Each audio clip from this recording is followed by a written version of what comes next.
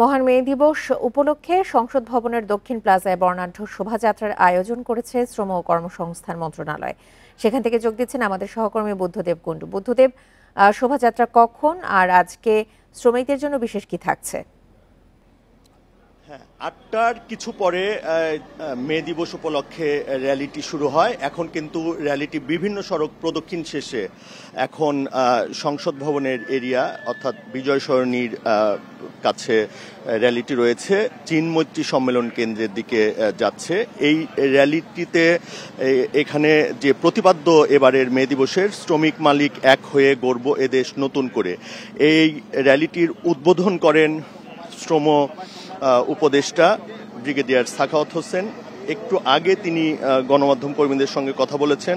তিনি বলছেন যে বিশ্বব্যাপী যে শ্রমিকদের অধিকার রক্ষায় কাজ করা হচ্ছে, অন্তর্বর্তী সরকারও তেমনটি আসলে কাজ করছেন।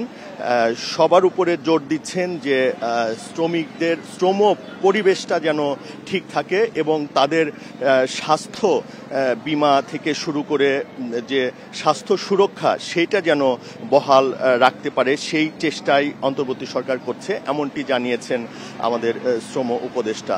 এছাড়া আপনি জানেন যে 1886 সালে শিকাগোতে যে শ্রমিকদের অধিকার রক্ষায় যে আন্দোলনটা শুরু হয়েছিল, শ্রম উপদেষ্টা কিন্তু একটি কথা বলেছেন যে এখনো সব দিক দিয়ে যে শ্রমিকদের অধিকার নিশ্চিত করা যায় সেটা কিন্তু সম্ভব হয়নি, তবে যে ঘাটতিগুলো রয়েছে সেই ঘাটতিগুলো তারা পূরণের আপ্রাণ চেষ্টা করছেন, এমনটি আমাদের জানিয়েছেন।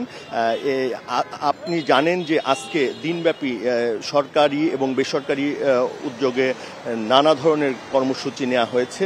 একটু পর সকাল 11টায় এখানে মহান মে দিবস উপলক্ষে মাননীয় প্রধান উপদেষ্টা সহ এখানে একটি আলোচনা অনুষ্ঠানের আয়োজন করা হয়েছে এবং সেই আলোচনা অনুষ্ঠানেও কিন্তু এই র্যালিটি থেকে যারা আসছেন অর্থাৎ শ্রম মন্ত্রণালয়ের কর্মকর্তা কর্মচারী থেকে শুরু করে বিভিন্ন শ্রমিক সংগঠনগুলো একাত্মতা জানিয়েছেন এবং সকাল ৮টার কিছু পরেই কিন্তু সংসদ ভবনের সামনে তারা জড়ো হয়েছেন।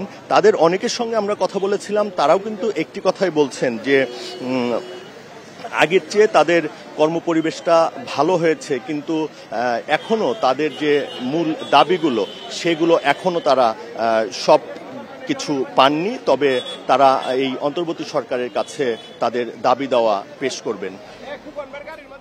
মে দিবস উপলক্ষে বিশেষ আয়োজন নিয়ে জানাচ্ছিলেন আমাদের সহকর্মী বুদ্ধদেব কুণ্ডু।